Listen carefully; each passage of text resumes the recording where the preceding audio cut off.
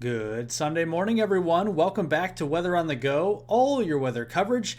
In today's weather forecast, we will be talking about lake effect snow with significant snowfall across the Great Lakes region and the coldest air that we have seen in a few years across the United States and southern Canada. And we'll be diving into our next winter storm that is likely to traverse the southern U.S. as we go through this week. Thank you guys so much for joining. And as always, if you are new to the channel, make sure to subscribe to the channel down below for detailed weather breakdowns across North America. And also press the like button down below. It helps out more than you know.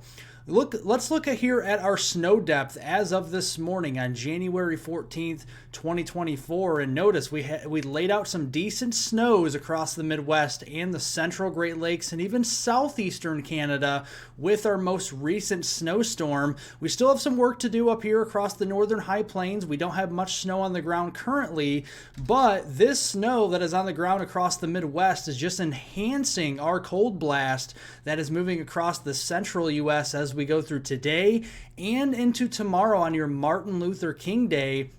And this could be bringing the coldest temperatures in at least a few years across the middle of the country. Here are your low temperatures waking up this morning. We're waking up to temperatures in the teens and 20s, if not the 30s below zero here. And this is not even your wind chill values. And you can see that freezing line going all the way south there into the southeastern U.S. and into portions of south central Texas. We're waking up to a morning low of 15 in the Dallas-Fort Worth area. 1 degree above zero into Oklahoma City and Tulsa, and 19 below with your morning low into Omaha this morning. Factoring in the winds out there, the wind chill values are down to the 30s and 40s below zero up across the north central United States. So make sure if you are headed outdoors today that you bundle up and cover any exposed skin, because frostbite can occur in as little as 20 to 30 minutes in wind chills this cold. And even as we go into the afternoon, your high temperatures will not make it above zero in many of our hometowns here across the north central United States, the upper Midwest in particular, the northern plains up here into the Dakotas and eastern Nebraska, and even Montana. Teens below zero for highs this afternoon, making it for a very bitterly cold day. Here's your wind chills this afternoon, and we're only seeing those 20s and still those 30s below zero across the northern United States, even during peak daytime heating this afternoon. So again, make sure to bundle up in layers. And even as we go into Monday, Martin Luther King Day, I know a lot of us folks out there have the day off work, and it's good that we do because temperatures and wind chills will be, again, bitterly cold, if not dangerously cold.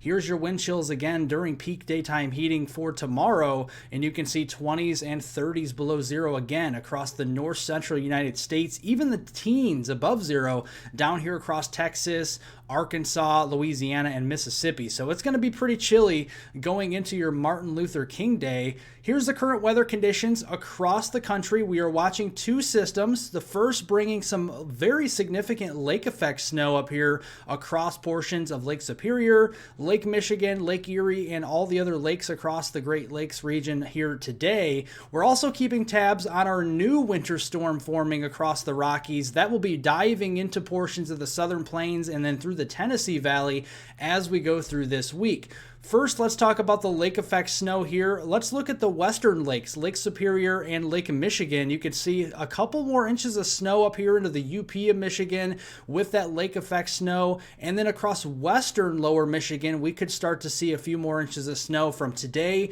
into your Monday Martin Luther King Day time frame. This just takes us over the next 24 hours. And then the eastern Great Lakes, a little more significant snow bands up here into upstate New York and near Buffalo as well into western New York. That's why they had to move the Buffalo Bills playoff game from yesterday actually to the Monday time frame, so they have time to shovel out from all the heavy snow out there. So Definitely seeing some heavy snow bands with the lake effect snow, so make sure if you are traveling up there to stay aware of that. Otherwise, our next area of interest is across the Rockies that will be pushing into the southern plains and then the Tennessee Valley going through the week. And your local National Weather Services across the southern U.S. are already hoisting winter weather advisories, including the Dallas-Fort Worth area, Oklahoma City, Tulsa, and even as far south as San Antonio, seeing those winter weather advisories. Winter storm warnings take hold across most, if not all, of Arkansas,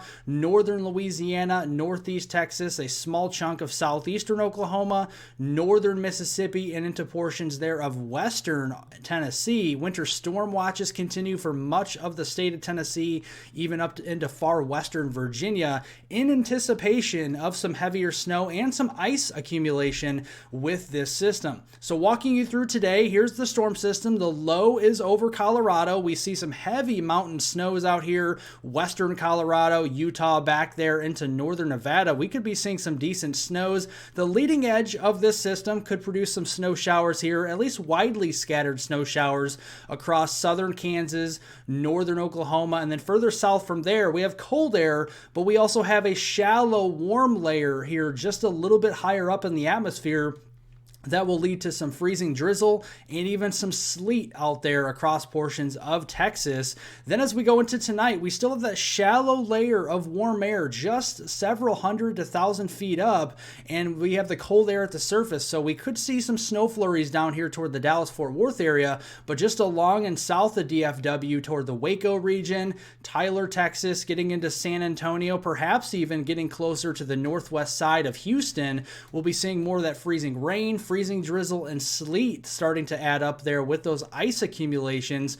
But all snow there across Kentucky, into Arkansas for the most part, getting into Tennessee, middle Tennessee there in Nashville, Crossville, back there toward Jackson, Tennessee, could be in the heart of that snowfall going through tonight. Then as we go in through your day on Monday, Martin Luther King Day here, we have that snow starting to line up there across parts of the western mid-Atlantic into West Virginia, central and western Virginia, getting into portions of Kentucky there, into middle Tennessee and eastern Tennessee, and then we have more of that freezing drizzle and sleet starting to fall across northern portions of Alabama, north central Mississippi, getting into northern Louisiana, and again across coastal Texas, this time with the cold air rushing in toward Houston and that freezing line pushing south, we could start to see more frozen precip down there toward Houston, possibly down even toward Corpus Christi for your Martin Luther King Day tomorrow.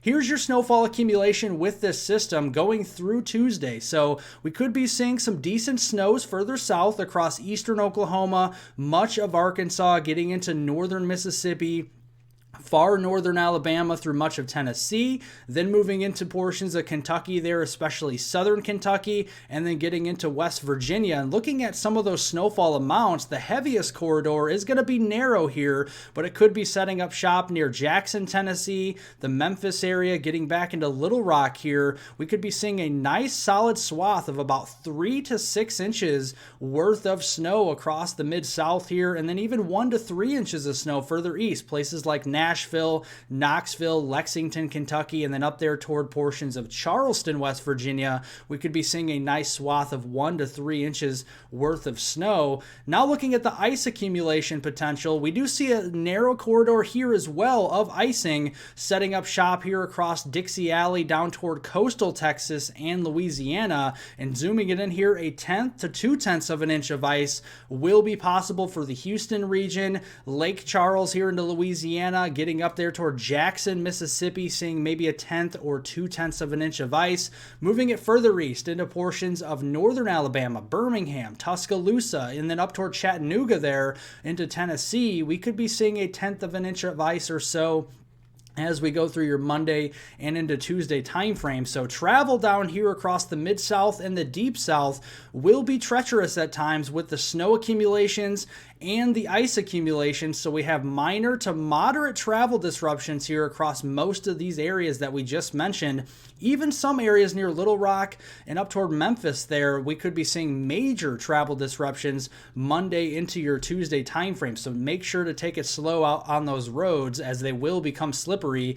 Then as we go into Tuesday, that system will lift up into the mid-Atlantic and New England and be producing snow where it's cold enough, but a very close call, like most of the systems we have seen this winter season, right near the coastal New England there, from Cape Cod through portions there, Long Island, New York City, getting down into central portions of New Jersey toward the Trenton region, Philadelphia, Baltimore, and even down toward Washington, D.C. Very close call on that rain-snow line, and any slight wobble in this storm track could mean the difference between a few inches of snow or maybe just some all rain across this region. So we'll keep an eye on that for Tuesday. But even as we go into Tuesday night, that system will begin to pull out. So it's not really a slow moving system. It's moving pretty quickly as we go through Tuesday, so it won't drop a ton of snow. But where it does snow, we could see a decent amount, 1 to 3, maybe 4 inches in isolated spots of snowfall here from Maine, back through Vermont, New Hampshire, getting through New York State, back into northern and central Pennsylvania there, and then parts of Massachusetts,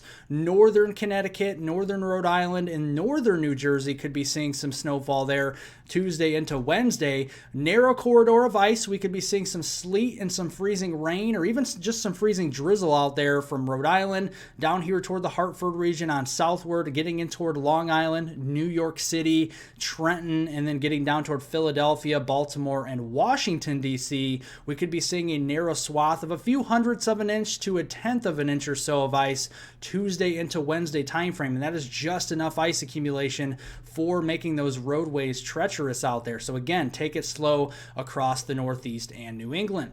As we go into midweek, concerning temperatures out there, here's your temperature anomalies. We'll start to improve a little bit. You still see those blue and purples across the eastern 2/3 of the country for your January 17th timeframe. That is on Wednesday.